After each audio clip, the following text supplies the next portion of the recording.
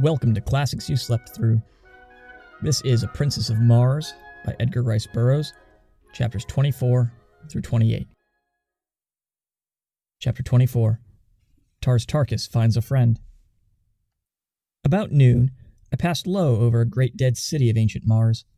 As I skimmed out across the plain beyond, I came full upon several thousand green warriors engaged in a terrific battle. Scarcely had I seen them than a volley of shots was directed at me, and with the almost unfailing accuracy of their aim, my little craft was instantly a ruined wreck, sinking erratically to the ground. I fell almost directly in the center of the fierce combat, among warriors who had not seen my approach, so busily were they engaged in life-and-death struggles. The men were fighting on foot with longswords, while an occasional shot from a sharpshooter on the outskirts of the conflict would bring down a warrior who might for an instant separate himself from the entangled mass. As my machine sank among them, I realized that it was fight or die, with good chances of dying in any event, so I struck the ground with drawn longsword, ready to defend myself as I could. I fell beside a huge monster who was engaged with three antagonists, and as I glanced at his fierce face, filled with the light of battle, I recognized Tars Tarkas the Thark. He did not see me, as I was a trifle behind him, and just then the three warriors opposing him, and whom I recognized as Warhoons, charged simultaneously. The mighty fellow made quick work of one of them, but in stepping back for another thrust, he fell over a dead body behind him, and was down at the mercy of his foes in an instant. Quick as lightning they were upon him, and Tars Tarkas would have been gathered to his fathers in short order, had I not sprung before his prostrate form and engaged his adversaries. I had accounted for one of them when the mighty Thark regained his feet and quickly settled the other. He gave me one look, and a slight smile touched his grim lips as, touching my shoulder, he said, "I would scarcely recognize you, John Carter, but there's no other mortal upon Barsoom who would have done what you have for me. I think I've learned there is such a thing as friendship, my friend." He said no more, nor was there opportunity, for the Warhoons were closing in about us, and together we fought, shoulder to shoulder, during all that long, hot afternoon, until the tide of battle turned, and the remnant of the fierce Warhoon horde fell back upon their thoats and fled into the gathering darkness. 10,000 men had been engaged in that titanic struggle, and upon the field of battle lay 3,000 dead. Neither side asked or gave quarter, nor did they attempt to take prisoners. On our return to the city after the battle, we had gone directly to Tars Tarkas' quarters, where I was left alone while the chieftain attended the customary council, which immediately follows an engagement. As I sat awaiting the return of the Green Warrior, I heard something move in an adjoining apartment. As I glanced up, there rushed suddenly upon me a huge and hideous creature which bore me backward upon the pile of silks and furs upon which I had been reclining. It was Woola, faithful, loving Woola. He had found his way back to Thark and, as Tars Tarkas later told me, had gone immediately to my former quarters, where he had taken up his pathetic and seemingly hopeless watch for my return. "Talhages knows that you're here, John Carter," said Tars Tarkas on his return from the Jedak's quarters. "Sarkoja saw and recognized you as you were returning. Talhages has ordered me to bring you before him tonight. I have 10 thoats, John Carter. You may take your choice from among them, and I will accompany you to the nearest waterway that leads to Helium. Tars Tarkas may be a cruel green warrior, but he can be a friend as well. Come, we must start." "And when you return, Tars Tarkas?" I asked. "The wild Callets, possibly, or worse," he replied, "unless I should chance to have the opportunity I have so long waited of battling with Talhages." "We will stay, Tars Tarkas, and see Talhages tonight. You shall not sacrifice yourself, and it may be that tonight you can have the chance you wait." He objected strenuously, saying that Talhages often flew into wild fits of passion at the mere thought of the blow I had dealt him, and that if he ever laid his hands upon me, I would be subjected to the most horrible tortures.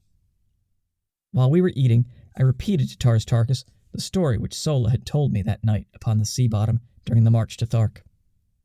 He said but little, but the great muscles of his face worked in passion and in agony at recollection of the horrors which had been heaped upon the only thing he had ever loved in all his cold, cruel, terrible existence. He no longer demurred when I suggested that we go before Talhages, only saying that he would like to speak to Sarkoja first. At his request, I accompanied him to her quarters, and the look of venomous hatred she cast upon me was almost adequate recompense for any future misfortunes this accidental return to Thark might bring me. "Sarkoja," said Tars Tarkas, 40 years ago you were instrumental in bringing about the torture and death of a woman named Gozava. I have just discovered that the warrior who loved that woman has learned of your part in the transaction. He may not kill you, Sarkoja, it is not our custom, but there's nothing to prevent him from tying one end of a strap about your neck and the other end to a wild thoat, merely to test your fitness to survive and help perpetuate our race. Having heard that he would do this on the morrow, I thought it only right to warn you, for I am a just man. The River Is but a short pilgrimage, Sarkoja. Come, John Carter." The next morning, Sarkoja was gone, nor was she ever seen after. In silence, we hastened to the Jedak's palace, where we were immediately admitted to his presence. In fact, he could scarcely wait to see me, and was standing erect upon his platform, glowering at the entrance as I came in. "Strap him to that pillar," he shrieked. "We shall see who it is that dares strike the mighty Talhages. Heat the irons. With my own hands I shall burn the eyes from his head, that he may not pollute my person with his vile gaze."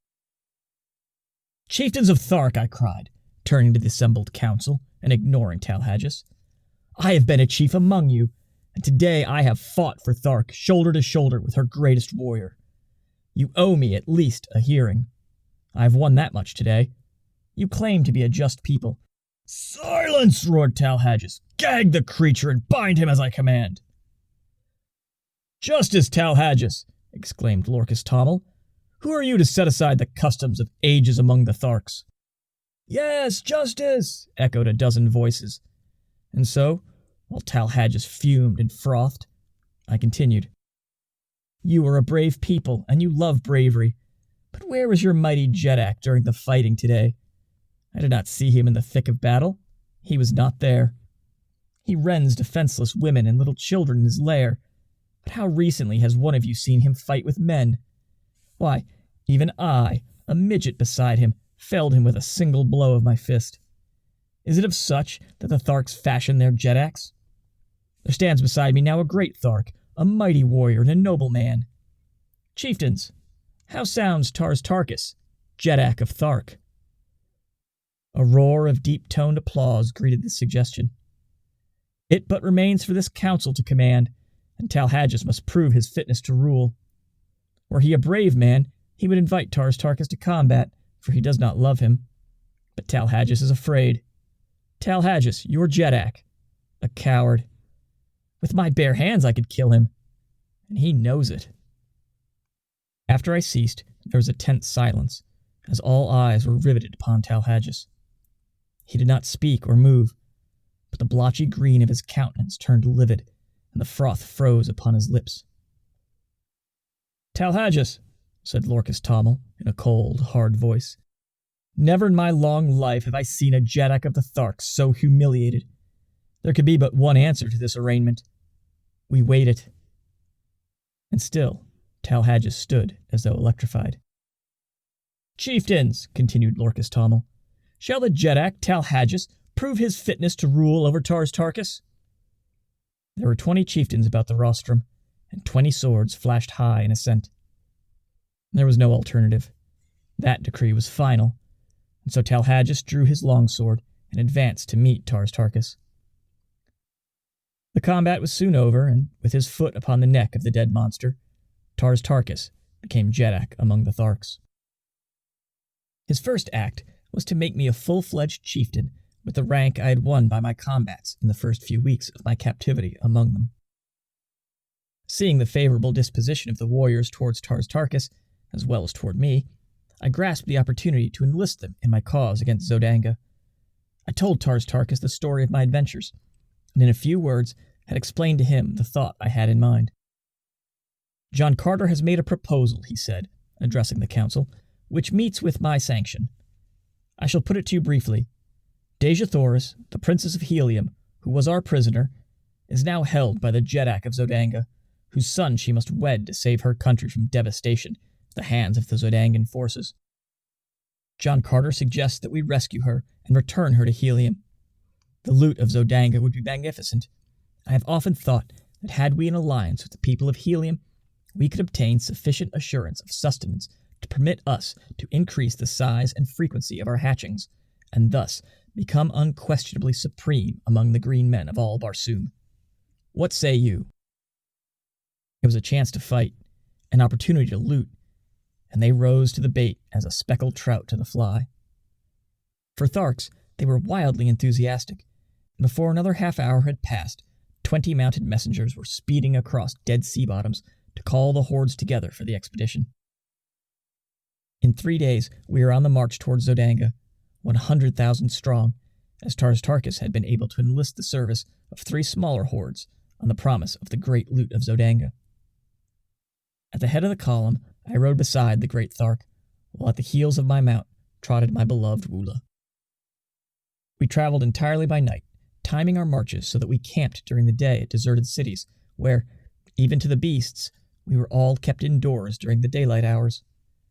On the march, Tars Tarkas, through his remarkable ability and statesmanship, enlisted 50,000 more warriors from various hordes, so that, 10 days after we set out, we halted at midnight outside the great walled city of Zodanga, 150,000 strong. The fighting strength and efficiency of this horde of ferocious green monsters was equivalent to 10 times their number of red men. Never in the history of Barsoom, Tars Tarkas told me, had such a force of green warriors marched to battle together. It was a monstrous task to keep even a semblance of harmony among them, and it was a marvel to me that he got them to the city without a mighty battle among themselves. But as we neared Zodanga, their personal quarrels were submerged by their greater hatred for the red men, and especially for the Zodangans, who had for years waged a ruthless campaign of extermination against the green men, directing special attention toward despoiling their incubators. Now that we were before Zodanga, the task of obtaining entry to the city devolved upon me, and directing Tars Tarkas to hold his forces in 2 divisions out of earshot of the city, with each division opposite a large gateway, I took 20 dismounted warriors and approached one of the small gates that pierced the walls at short intervals. These gates have no regular guard, but are covered by sentries who patrol the avenue that encircles the city just within the walls, as our metropolitan police patrol their beats. The walls of Zodanga are 75 feet in height and 50 feet thick. They are built of enormous blocks of carborundum, and the task of entering the city seemed, to my escort of green warriors, an impossibility. The fellows who had been detailed to accompany me were of one of the smaller hordes, and therefore did not know me.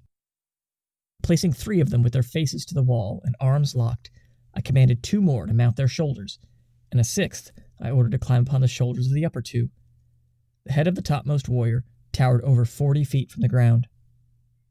In this way, with 10 warriors, I built a series of 3 steps from the ground to the shoulders of the topmost man.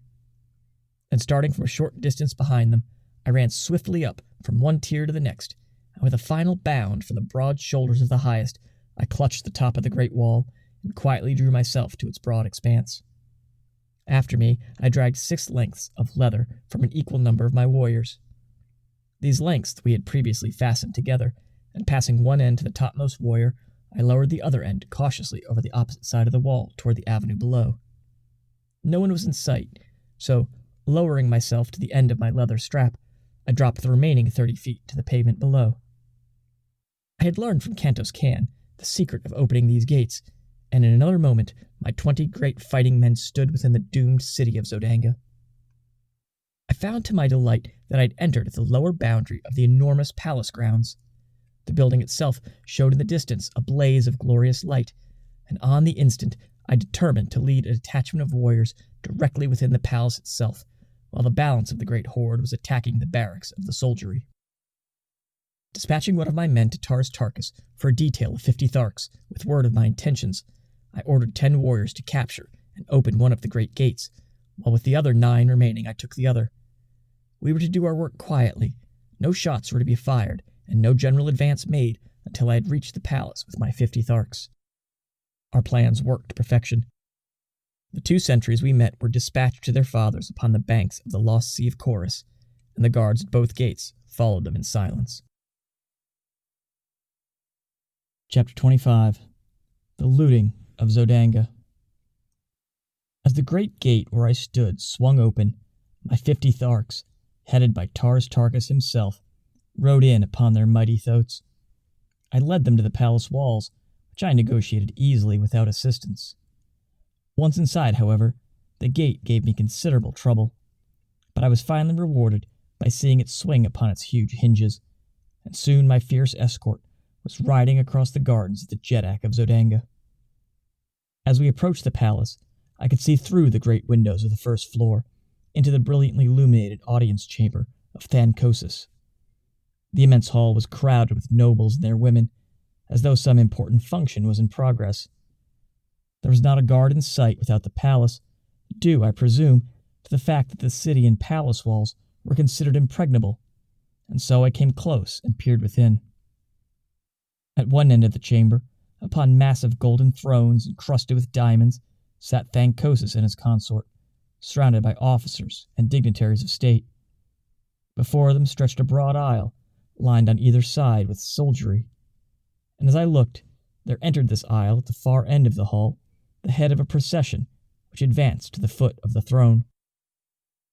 First, there marched 4 officers of the Jeddak's guard, bearing a huge salver on which reposed, upon a cushion of scarlet silk, a great golden chain with a collar and padlock at each end. Directly behind these officers came 4 others, carrying a similar salver, which supported the magnificent ornaments of a prince and princess of the reigning house of Zodanga. At the foot of the throne, these 2 parties separated and halted, facing each other at opposite sides of the aisle. Then came more dignitaries, and the officers of the palace and of the army, and finally, 2 figures entirely muffled in scarlet silk, so that not a feature of either was discernible. These 2 stopped at the foot of the throne, facing Thankosis. When the balance of the procession had entered and assumed their stations, Thankosis addressed the couple standing before him. I could not hear his words, but presently 2 officers advanced and removed the scarlet robe from one of the figures, and I saw that Kantos Kan had failed in his mission, for it was Sabthan, Prince of Zodanga, who stood revealed before me. Thankosis now took a set of the ornaments from one of the salvers and placed one of the collars of gold about his son's neck, springing the padlock fast. After a few more words addressed to Sabthan, he turned to the other figure, from which the officers now removed the enshrouding silks, disclosing to my now comprehending view Dejah Thoris, Princess of Helium. The object of the ceremony was clear to me. In another moment Dejah Thoris would be joined forever to the Prince of Zodanga. It was an impressive and beautiful ceremony, I presume, but to me it seemed the most fiendish sight I'd ever witnessed. As the ornaments were adjusted upon her beautiful figure, and her collar of gold swung open in the hands of Thankosis, I raised my longsword above my head, and with a heavy hilt I shattered the glass of the great window and sprang into the midst of the astonished assemblage. With a bound I was on the steps of the platform beside Thankosis, and as he stood riveted with surprise, I brought my longsword down upon the golden chain that would have bound Dejah Thoris to another. In an instant all was confusion. 1,000 drawn swords menaced me from every quarter, and Sabthan sprang upon me with a jeweled dagger he had drawn from his nuptial ornaments. I could have killed him as easily as I might a fly, but the age-old custom of Barsoom stayed my hand. Grasping his wrist as the dagger flew toward my heart, I held him as though in a vice, and with my longsword pointed to the far end of the hall. "Zodanga has fallen," I cried. "Look!" All eyes turned in the direction I'd indicated, and there, forging through the portals of the entranceway, rode Tars Tarkas and his 50 warriors on their great thoats. A cry of alarm and amazement broke from the assemblage, but no word of fear, and in a moment the soldiers and nobles of Zodanga were hurling themselves upon the advancing Tharks. Thrusting Sabthan headlong from the platform, I drew Dejah Thoris to my side. Behind the throne was a narrow doorway, and in this Thankosis now stood facing me, with drawn longsword. In an instant we were engaged, and I found no mean antagonist. As we circled upon the broad platform, I saw Sabthan rushing up the steps to aid his father, but as he raised his hand to strike, Dejah Thoris sprang before him, and then my sword found the spot that made Sabthan Jeddak of Zodanga. As his father rolled dead upon the floor, the new Jedak tore himself free from Dejah Thoris's grasp, and again we faced each other. He was soon joined by a quartet of officers, and with my back against a golden throne, I fought once again for Dejah Thoris. I was hard-pressed to defend myself and yet not strike down Sabthan, and with him, my last chance to win the woman I loved. My blade was swinging with the rapidity of lightning as I sought to parry the thrusts and cuts of my opponents. 2 I disarmed, and 1 was down when several more rushed to the aid of their new ruler and to avenge the death of the old. As they advanced, there were cries of, "The woman! The woman! Strike her down! It is her plot! Kill her! Kill her!" Calling to Dejah Thoris to get behind me, I worked my way toward the little doorway back of the throne, but the officers realized my intentions, and 3 of them sprang in behind me and blocked my chances for gaining a position where I could have defended Dejah Thoris against any army of swordsmen. The Tharks were having their hands full in the center of the room, and I began to realize that nothing short of a miracle could save Dejah Thoris and myself when I saw Tars Tarkas surging through the crowd of pygmies that swarmed about him. With one swing of his mighty longsword, he laid a dozen corpses at his feet, and so he hewed a pathway before him until in another moment he stood upon the platform beside me, dealing death and destruction right and left. The bravery of the Zodangans was awe-inspiring. Not one attempted to escape, and when the fighting ceased, it was because only Tharks remained alive in the great hall, other than Dejah Thoris and myself. Sabthan lay dead beside his father, and the corpses of the flower of Zodangan nobility and chivalry covered the floor of the bloody shambles. My first thought when the battle was over was for Kantos Kan, and leaving Dejah Thoris in charge of Tars Tarkas, I took a dozen warriors and hastened to the dungeons beneath the palace. The jailers had all left to join the fighters in the throne room, so we searched the labyrinthine prison without opposition. I called Kantos Kan's name aloud in each new corridor and compartment, and finally I was rewarded by hearing a faint response. Guided by the sound, we soon found him helpless in a dark recess. He was overjoyed at seeing me and to know the meaning of the fight, faint echoes of which had reached his prison cell. He told me that the air patrol had captured him before he reached the high tower of the palace, so that he had not even seen Sabthan.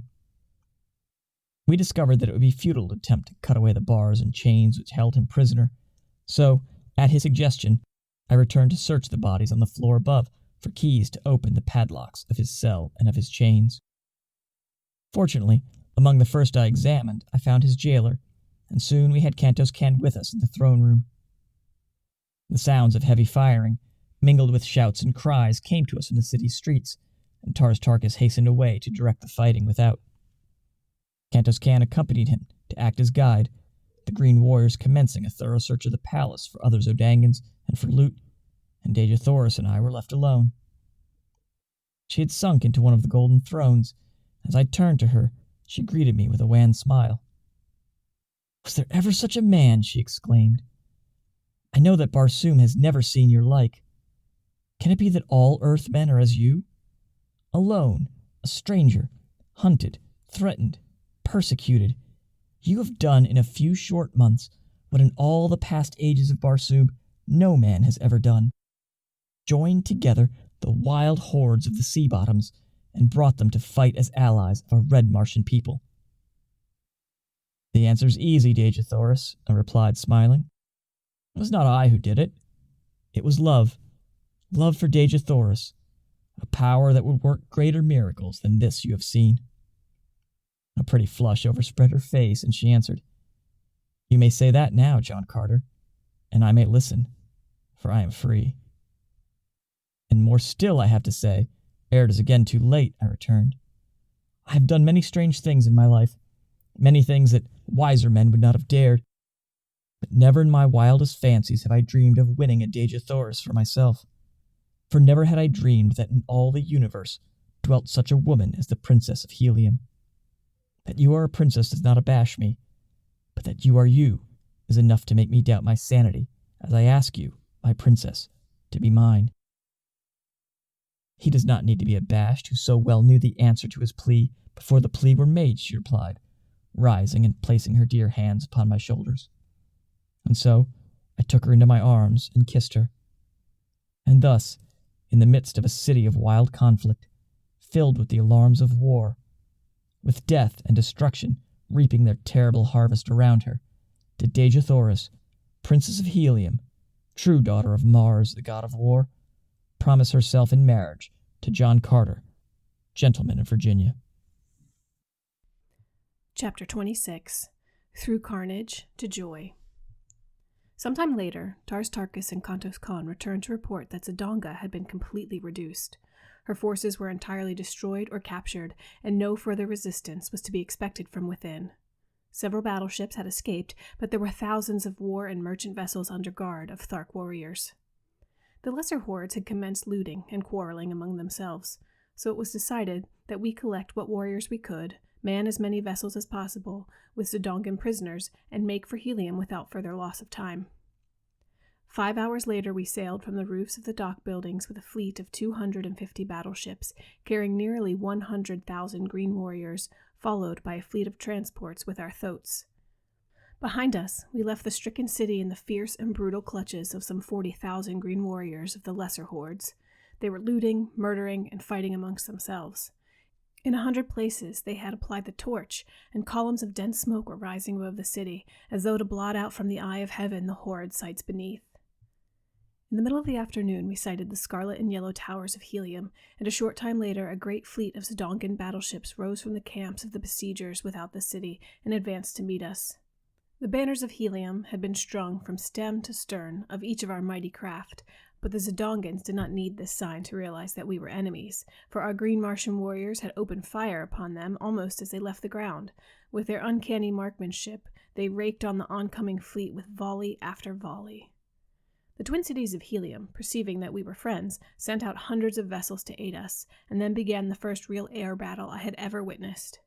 The vessels carrying our green warriors were kept circling above the contending fleets of Helium and Zidonga, since their batteries were useless in the hands of the Tharks who, having no navy, have no skill in naval gunnery. Their small-arm fire, however, was most effective, and the final outcome of the engagement was strongly influenced, if not wholly determined, by their presence.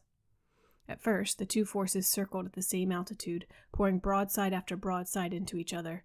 Presently, a great hole was torn in the hull of one of the immense battle craft from the Zidongan camp. With a lurch, she turned completely over, the little figures of her crew plunging, turning and twisting toward the ground 1,000 feet below. Then, with sickening velocity, she tore after them, almost completely burying herself in the soft loam of the ancient sea bottom. A wild cry of exultation arose from the Heliumite squadron. With a redoubled ferocity, they fell upon the Zidongan fleet. By a pretty maneuver, 2 of the vessels of Helium gained a position above their adversaries, from which they poured upon them from their keel bomb batteries a perfect torrent of exploding bombs. Then, one by one, the battleships of Helium succeeded in rising above the Zidongans, and in a short time, a number of the beleaguering battleships were drifting hopeless wrecks toward the high scarlet tower of Greater Helium. Several others attempted to escape, but they were soon surrounded by thousands of tiny individual flyers, and above each hung a monster battleship of Helium ready to drop boarding parties upon their decks. Within but little more than an hour from the moment the victorious Zidongan squadron had risen to meet us from the camp of the besiegers, the battle was over, and the remaining vessels of the conquered Zidongans were headed toward the cities of Helium under prize crews.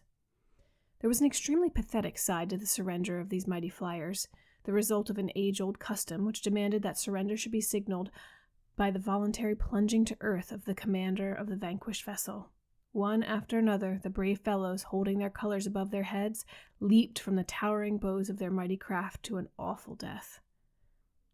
Not until the commander of the entire fleet took the fearful plunge, thus indicating the surrender of the remaining vessels, did the fighting cease, and the useless sacrifice of brave men come to an end.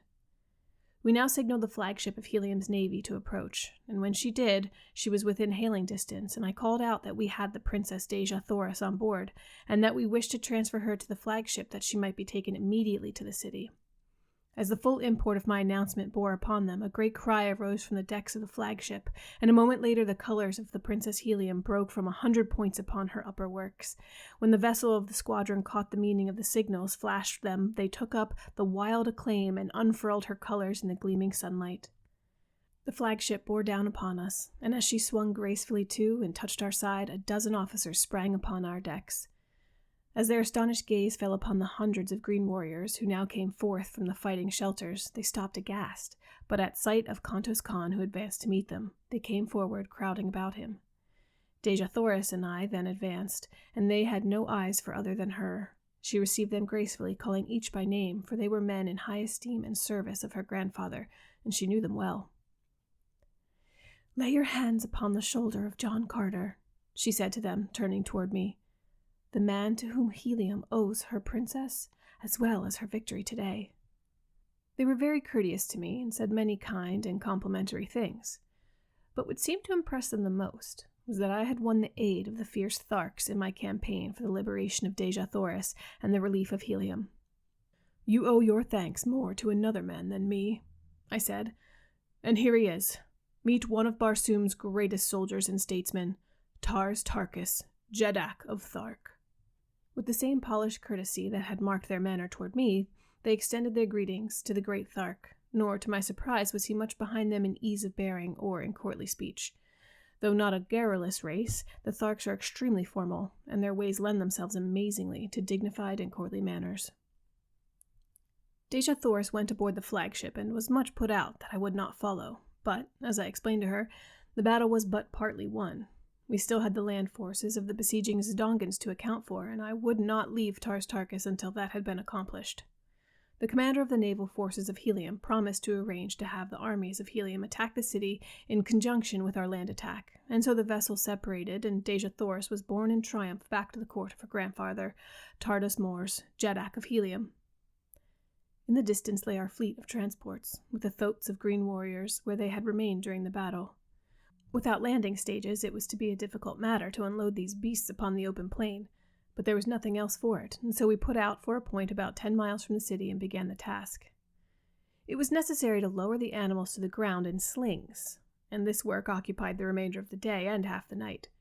Twice we were attacked by parties of Zidongan cavalry, but with little loss, however, and after darkness shut down, they withdrew. As soon as the last thoat was unloaded, Tars Tarkas gave the command to advance, and in 3 parties we crept upon the Zidongan camp from the north, the south, and the east. About a mile from the main camp, we encountered their outposts and, as had been prearranged, accepted this as the signal to charge. With wild, ferocious cries and amidst the nasty squealing of battle-enraged thoats, we bore down upon the Zidongans. We did not catch them napping, but found a well-entrenched battle line confronting us. Time after time we were repulsed, until toward noon I began to fear for the result of the battle. The Zidongans numbered nearly 1,000,000 fighting men gathered from pole to pole, wherever stretched their ribbon-like waterways, while pitted against them were less than 100,000 green warriors. The forces from Helium had not arrived, nor could we receive any word from them. Just at noon, we heard heavy firing all along the line between the Zidongans and the cities, and we knew then that our much-needed reinforcements had come. Again, Tars Tarkas ordered the charge, and once more the mighty thoats bore their terrible riders against the ramparts of the enemy. At the same moment, the battle line of Helium surged over the opposite breastworks of the Zidongans, and in another moment they were being crushed as between 2 millstones. Nobly they fought, but in vain. The plain before the city became a veritable shambles ere the last Zidongan surrendered. But finally the carnage ceased, the prisoners were marched back to Helium, and we entered the greater city's gates, a huge triumphal procession of conquering heroes. The broad avenues were lined with women and children, among which were the few men whose duties necessitated that they remained within the city during the battle. We were greeted with an endless round of applause, and showered with ornaments of gold, platinum, silver, and precious jewels. The city had gone mad with joy. My fierce Tharks caused the wildest excitement and enthusiasm. Never before had an armed body of green warriors entered the gates of Helium, and that they came now as friends and allies filled the red men with rejoicing. That my poor services to Dejah Thoris had become known to the Heliumites was evidenced by the loud crying of my name, and by the loads of ornaments that were fastened upon me and my huge thoat as we passed the avenues to the palace, for even in the face of the ferocious appearance of Wula, the populace pressed close about me. As we approached this magnificent pile, we were met by a party of officers who greeted us warmly and requested that Tars Tarkas and his Jeds with the Jeddaks and Jeds of his wild allies, together with myself, dismount and accompany them to receive from Tardos Mors an expression of his gratitude for our service. At the top of the great steps leading up to the main portals of the palace stood the royal party, and as we reached the lower steps, one of their number descended to meet us. He was an almost perfect specimen of manhood, tall, straight as an arrow, superbly muscled, with the carriage and bearing of a ruler of men. I did not need to be told that he was Tardos Mors, Jeddak of Helium. The first member of our party he met was Tars Tarkas, and his first words sealed forever the new friendship between the races. "That Tardos Mors," he said earnestly, "may meet the greatest living warrior of Barsoom is a priceless honor, but that he may lay his hand upon the shoulder of a friend and ally is a far greater boon." "Jeddak of Helium," returned Tars Tarkas, "it has remained for a man of another world to teach the green warriors of Barsoom the meaning of friendship.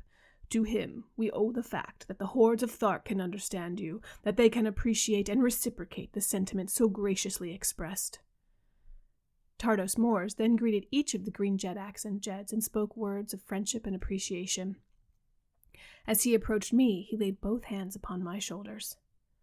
"Welcome, my son," he said. "That you are granted, gladly, and without one word of opposition, the most precious jewel in all Helium, yes, on all Barsoom, is sufficient earnest of my esteem." We were then presented to Mors Kajak, Jed of Lesser Helium, and father of Dejah Thoris. We had followed close behind Tardos Mors, and seemed even more affected by the meeting than had his father. He tried 12 times to express his gratitude to me, but his voice choked with emotion, and he could not speak. And yet he had, as I was to later learn, a reputation for ferocity and fearlessness as a fighter that was remarkable even upon warlike Barsoom. In common with all Helium, he worshipped his daughter, nor could he think of what she had escaped without deep emotion. Chapter 27. From Joy to Death. For 10 days, the hordes of Thark and their wild allies were feasted and entertained, and then, loaded with costly presents and escorted by 10,000 soldiers of Helium, commanded by Mors Kajak, they started on the return journey to their own lands. The Jed of Lesser Helium, with a small party of nobles, accompanied them all the way to Thark to cement more closely the new bonds of peace and friendship. Sola also accompanied Tars Tarkas, her father, who before all his chieftains had acknowledged her as his daughter. 3 weeks later, Mors Kajak and his officers, accompanied by Tars Tarkas and Sola, returned upon a battleship that had been dispatched to Thark to fetch them in time for the ceremony which made Dejah Thoris and John Carter one. For 9 years I served on the councils and fought in the armies of Helium as a prince of the house of Tardos Mors. The people seemed never to tire of heaping honors upon me, and no day passed that did not bring some new proof of their love for my princess, the incomparable Dejah Thoris. In a golden incubator upon the roof of our palace lay a snow-white egg. For nearly 5 years, 10 soldiers of the Jeddak's guard had constantly stood over it, and not a day passed when I was in the city that Dejah Thoris and I did not stand hand in hand before our little shrine planning for the future, when the delicate shell would break. Vivid in my memory is the picture of the last night we sat there talking in low tones of the strange romance which had woven our lives together, and of this wonder which was coming to augment our happiness and fulfill our hopes. In the distance, we saw the bright white light of an approaching airship, but we attached no special significance to so common a sight. Like a bolt of lightning, it raced towards Helium until its very speed bespoke the unusual. Flashing the signals which proclaimed it a dispatch bearer for the Jeddak, it circled impatiently, awaiting the tardy patrol boat which must convey it to the palace docks. 10 minutes after it touched the palace, a message called me to the council chamber, which I found filling with members of that body. On the raised platform of the throne was Tardos Mors, pacing back and forth with tense, drawn face. When all were in their seats, he turned toward us. "This morning," he said, "word reached the several governments of Barsoom that the keeper of the atmosphere plant had made no wireless report for 2 days, nor had almost ceaseless calls upon him from a score of capitals elicited a sign of response. The ambassadors of the other nations asked us to take the matter in hand and hasten the assistant keeper to the plant. All day, 1,000 cruisers have been searching for him until just now one of them returns bearing his dead body, which was found in the pits beneath his house, horribly mutilated by some assassin. I do not need to tell you what this means to Barsoom. It would take months to penetrate those mighty walls. In fact, the work has already commenced, and there would be little to fear were the engine of the pumping plant to run as it should, as they all have for hundreds of years. But the worst, we fear, has happened. The instruments show a rapidly decreasing air pressure on all parts of Barsoom. The engine has stopped. My gentlemen, he concluded, we have at best 3 days to live. There was absolute silence for several minutes, and then a young noble arose with his drawn sword held high above his head. He addressed Tardos Mors. The men of Helium have prided themselves that they have ever shown Barsoom how a nation of red men should live. Now is our opportunity to show them how they should die. Let us go about our duties as though 1,000 useful years still lay before us. The chamber rang with applause, and as there was nothing better to do than to allay the fears of the people by our example, we went about our ways with smiles upon our faces and sorrow gnawing at our hearts. When I returned to my palace, I found that the rumor already had reached Dejah Thoris, so I told her all that I had heard. We have been very happy, John Carter, she said, and I thank whatever fate overtakes us that it permits us to die together. The next 2 days brought no noticeable change in the supply of air, but on the morning of the third day, breathing became difficult at the higher altitudes of the rooftops. The avenues and plazas of Helium were filled with people. All business had ceased. For the most part, the people looked bravely into the face of their unalterable doom. Here and there, however, men and women gave way to grief. Toward the middle of the day, many of the weaker commenced to succumb, and within the hour, the people of Barsoom were sinking by thousands into the unconsciousness which precedes death by asphyxiation.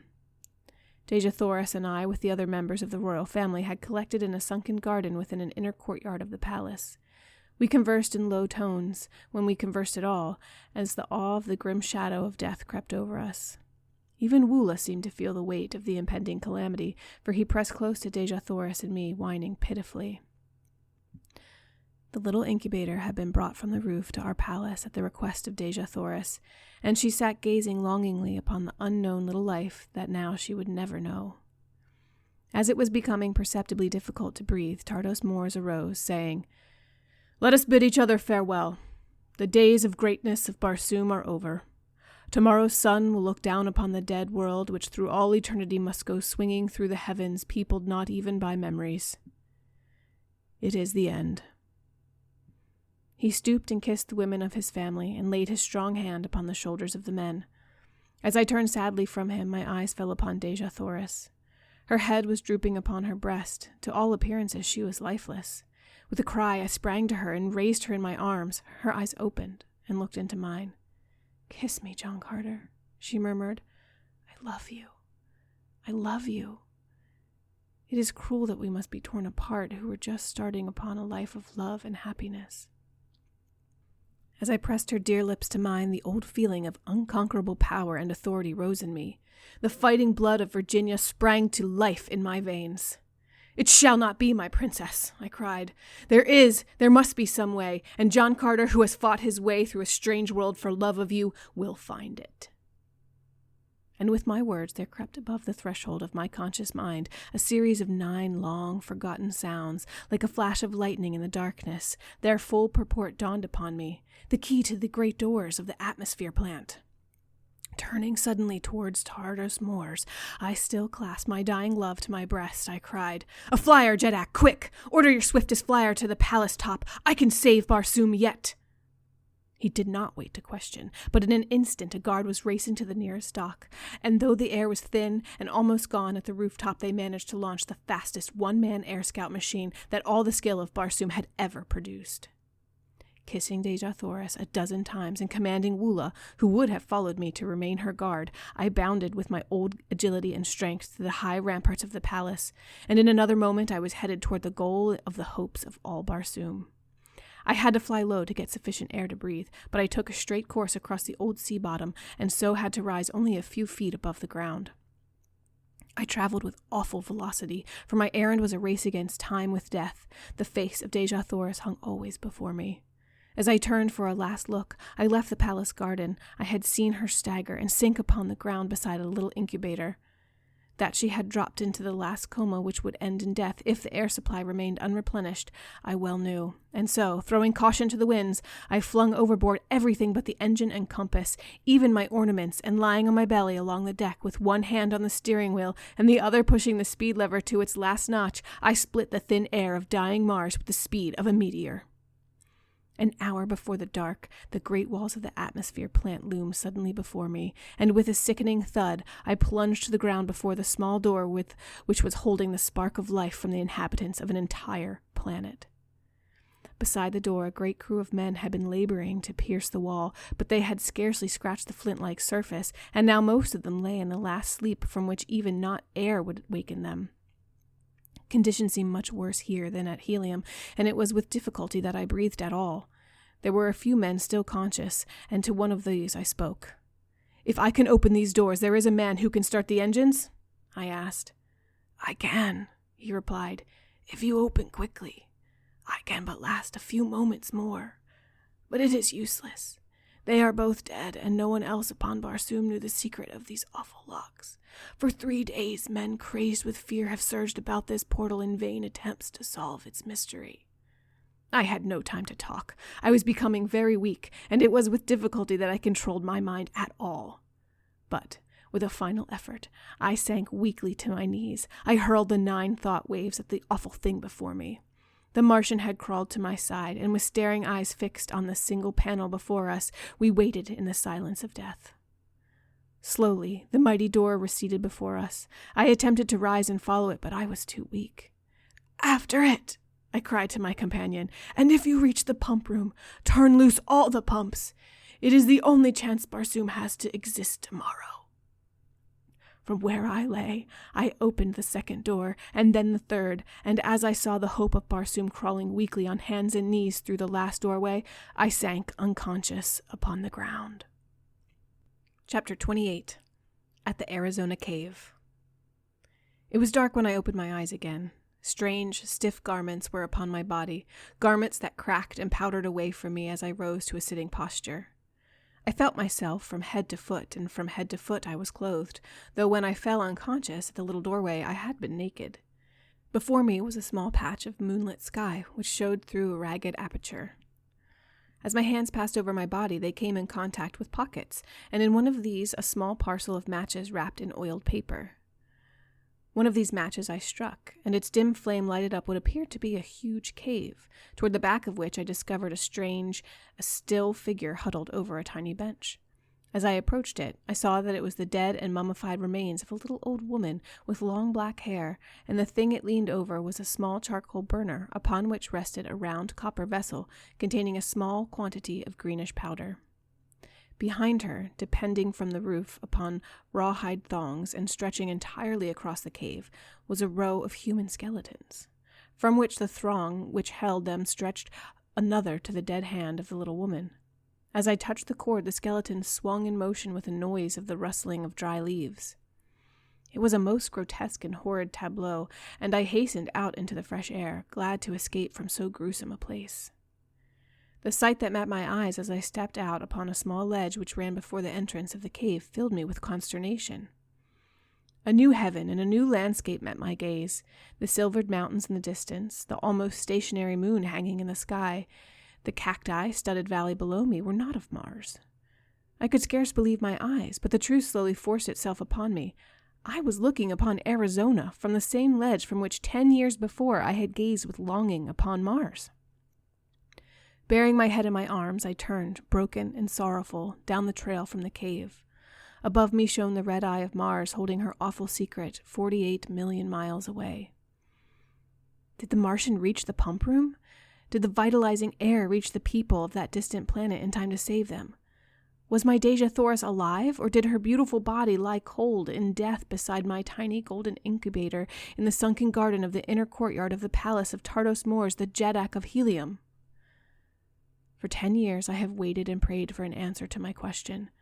For 10 years I have waited and prayed to be taken back to the world of my lost love. I would rather lie dead beside her there than live on earth all those millions of terrible miles from her. The old mine, which I found untouched, has made me fabulously wealthy. But what I care for wealth. As I sit here tonight, in my little study overlooking the Hudson, just 20 years have elapsed since I first opened my eyes on Mars. I can see her shining in the sky through the little window by my desk, and tonight she seems calling to me again as she has not called before since that long dead night.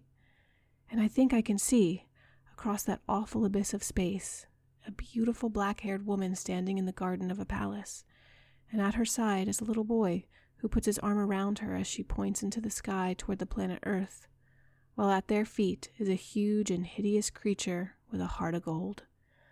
I believe that they are waiting there for me, and something tells me that I shall soon know.